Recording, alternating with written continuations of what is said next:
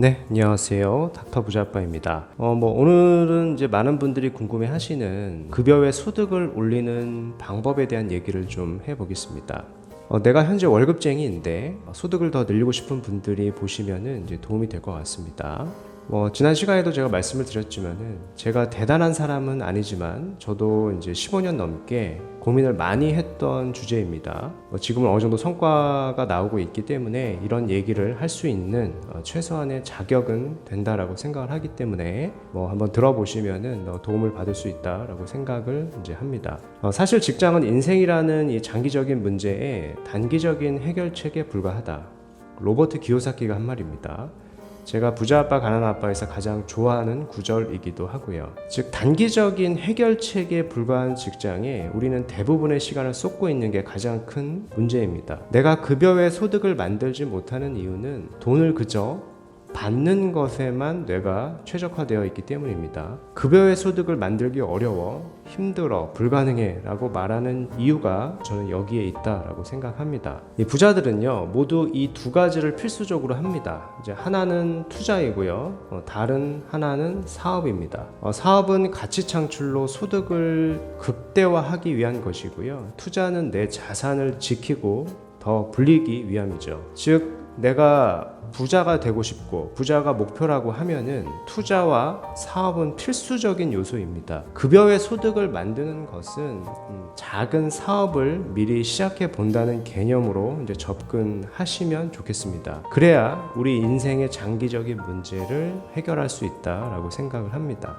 급여 외 소득을 만드는 방법에는 총 3가지가 있습니다. 첫 번째는 투잡을 하는 것입니다.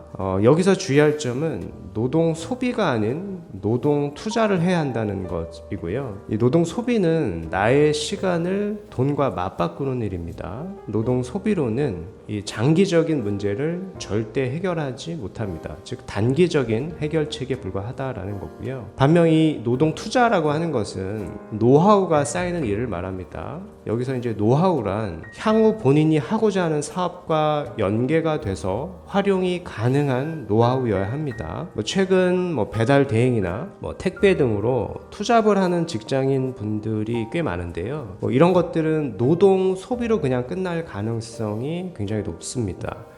당장의 급여가 좀 적더라도 노동 투자가 가능한 일을 찾아가지고 우선 하시는 것이 경제적 자유로 가는 방법이라고 생각합니다. 두 번째는요, 수익형 부동산입니다. 수익형 부동산에는 크게 2가지가 있습니다. 장기적으로 자산의 가치가 하락하는 부동산이 있고요, 반면에 내가 가지고 있으면은 장기적으로 자산의 가치가 상승하는 부동산이 있습니다. 물론 이제 수익형 부동산의 특성상 시세 차익형 부동산만큼 시세가 많이 상승하지는 않습니다만은 인플레이션 해지 정도는 충분히 가능할 수 있는 수준입니다. 예를 들어서 신도시의 이 신축 상가 분양이나 지방 외곽지 원룸 오피스텔이 수익은 많이 될지 모르겠습니다만은 자산 가치가 장기적으로 하락하는 부동산입니다. 그래서 가급적 지양하시는 게 좋겠고요. 구도심 상가, 핵심지, 투룸 이상 오피스텔, 업무 중심지의 지식산업센터 등은 이 공급보다는요 사실 수요가 더 많습니다. 그래서 꾸준하게 자산의 가치가 상승될 수 있습니다. 그러니까 이런 선택지를 하시는 게 더 좋겠죠.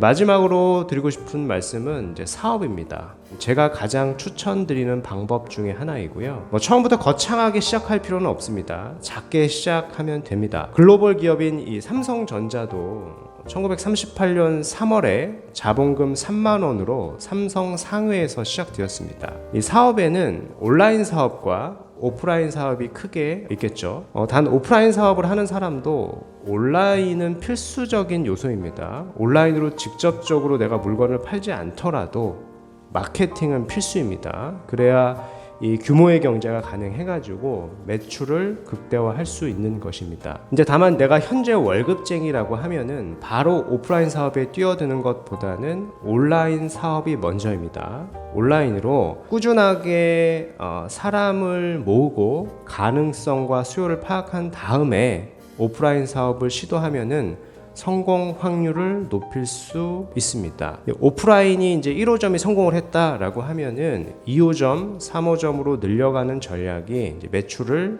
극대화하는데 도움이 되고요. 여기서 이제 브랜딩은 필수적인 요소이고 향후 매각 여부는 이제 선택이라고 생각을 합니다. 제가 뭐 이런 얘기를 말씀을 드려도 시도하는 사람은 100명 중에 1명도 채 되지 않는다라고 생각을 합니다.